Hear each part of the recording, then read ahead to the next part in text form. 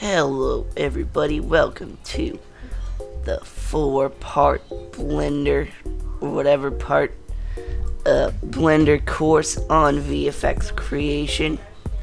This will help you make basically anything you want when you put it into footage. So this is Blender 2.82, but it should be relevant for older versions and newer versions unless something crazy happens. Okay, first off, open your movie clip editor and open up your footage. There it is. That's wrong. Open up your footage. There you go. Now what you're wanting to do is click prefetch and then set scene frames. And so basically prefetch means it renders out all the frames so that it is able to play smoothly. And then set scene frames basically tells Blender how long your video is by frames. Now what we have to do is track the shot. So there's multiple ways we can do this. We can either play shots manually by pressing Ctrl. So let's just do that. So now basically what you're trying to find is places with high contrast. So contrast is white and black, for example. They contrast each other, meaning they're opposites. Or yeah. So in this case, see these black rocks or pixels? They are in contrast to the rest of the ground. And so basically we just want to put points on anything that's contrasting something else. It doesn't have to be, but the more contrast it is, the better that certain track will do. Another important thing with tracking is perspective. So there's something called a perspective shift, and so that basically means when you move something, for example, you're moving to the left, things change perspective. And so the more change in perspective it could be, the better your track will be. So let's just add a couple more to the ground and then try to find something up here that is different. Your track won't come out as good if it's just a ground plane. So try to find walls and the ground, and that's the best way you can get a good track.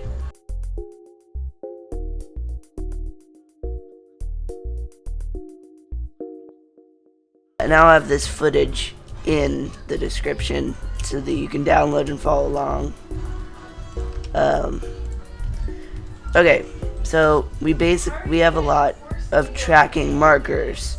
So now we need to track it. So first, let's select this motion model here. And it says you have a couple different options. You have perspective, affine, location, rotation, scale, location scale, and location rotation, and location. So these are just fancy words for perspective. Let's start with that one. Perspective, like I was saying, perspective change. So for example, if you're trying to track, let's add a marker there, this sign here, right? And you move so far to the left that the sign changes perspective. So if your shot does that, you want to do the perspective motion model. For this, in this case, it's just a lot of rotation and location. So that's exactly what we'll choose here, location and rotation. Click Normalize, and what Normalize does is it basically affects light changes. So if the light brightens or lowers in light, depending on the sun and the light source, you click Normalize, and then Blender will understand that, oh yeah, the light does change. So now it's open here on tracking settings extra. So we don't need to worry about the weight or the margin, but we do need to worry about the correlation. And so correlation basically equals how accurate the track will have to be to Blender. So you're saying, so higher number, better track. So you might be thinking, well, why don't we just turn it up to 1, and then that'll mean we get a perfect track. Except it doesn't, because this is the minimum amount of accurateness towards the track. And so if Blender doesn't like our footage, then it might not work. So I think a good number is 0.9, and depending on how shaky your shot is, or the difference, you might want to put it lower. So now let's just go to track here. And then this section, you can click this to track forward, this to track back, or you can do Ctrl T to track forward. So press A to select all your points, and to deselect your points, you press Alt A. Okay, so select all your points, A, and press Ctrl and T to start tracking. Okay, so it's done tracking, and we can see that most of them did an amazing job, except some of these actually stopped tracking. So let's look at them. This one, and so this one did not, like on the first frame, it stopped working. So for now, we have enough tracks so we can delete that one. Let's delete that one. Oh, so you see this one right here. It's glitching, so it's moving. So to fix this, we can still keep the track because it's a good track. But to remove everything after this point, you're just gonna select the point, left click, and then click clear track path forwards. And so that just deletes all the tracking information after a specified time. This works if your track is good, but it starts whacking out later in the shot. You could also remove it backward if it starts off wonky and then ends up good. This one ends up being wonky here. So this one just looks weird, so let's delete that one. Okay, so now we have it tracked, and what we have to do is solve it. But before we do that, let's go into another method of tracking this shot. There's multiple ways we can do this. Okay, so the second way we can track this shot, let me show you. So Blender has this function, it's called Detect Features, and what that does is it finds points that have high contrast. The problem with this is that it doesn't change size depending the points, so they'll usually be small, and you might have to change this number depending on your resolution. Also, it'll choose things that you know will move. Select these, press C, and then this is a tool to select points and delete them. So usually you should delete points that you think will be a problem before you start tracking, and it'll save you a lot of time later. Okay, so now it's done, and you can see we've lost a lot of tracks. So let's delete those. You don't always have to delete tracks that are red. Okay, it's always better to remove tracks that have problems if you don't need them. So Blender only needs 8 points to be able to make a camera solve. So let's see if we have that. 11. So we do have 8 points. So technically this could be enough to track with, to solve a camera with. But what we could do is for more complex shots or panning shots, you might lose a lot of points. So you can click Detect Features again, and run it backwards.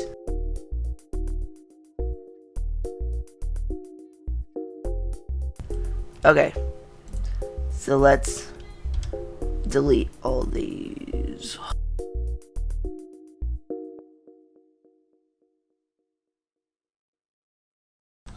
Okay, so now we have a lot more points than we had before. There's 2 here, so let me... Okay, so now we're going into solving. So to solve it, you just press A, go under the solve panel, click refine, focal length K1, K2. So basically this means that Blender is going to find out what your camera's focal length is, and it's going to fix the distortion with the lens. So now you can either press keyframe, so this automatically chooses which frames are in motion that are the most accurate, or you can choose it yourself, but in this case I'll choose keyframe. And then you just click solve camera motion, and there we go, we have a solve error of 1.9. Now what we're trying to do here is make the solve error as low as possible. So to be able to see each individual solve error of each individual track, what you'll do is you'll go to clip display and click info. And now this shows all of our tracking markers and what their solve error is. So in this case, we're going to delete the one that has the most, and this is this keyframe. So we're going to click Alt A to deselect all of our frames, all of our points, and then select it and press X to delete it. Okay, now we can run it again, run the solve again, and see how much lower our track was.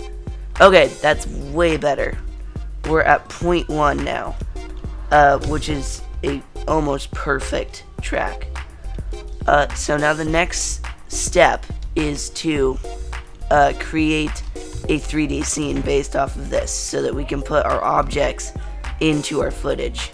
So to do that, make a new window in the corner, click 3D viewport, and now we get to press 0, and we're into our camera now. Now let's select set a background and then set up tracking scene. And so now it should play through our footage in the viewport, and our object should be stuck to whatever we're doing here. So you might be thinking, that's perfect, except the ground isn't set, and you would be right. So to set the ground plane, what we have to do is make a origin. Okay, so to set the ground plane, we're going to select one track that's already tracked and solved, and then click set origin. Perfect. Now we're going to select 3 points. This one, and say this one. And then click floor. And so now it should set up our floor, which it's pretty good. So it's never going to be perfect. Your floor is never going to be exactly where it is, but you get a good idea. So now what we're going to do is in the next episode or part, we're going to create an object and place it in our 3D scene. So see you back in the next section.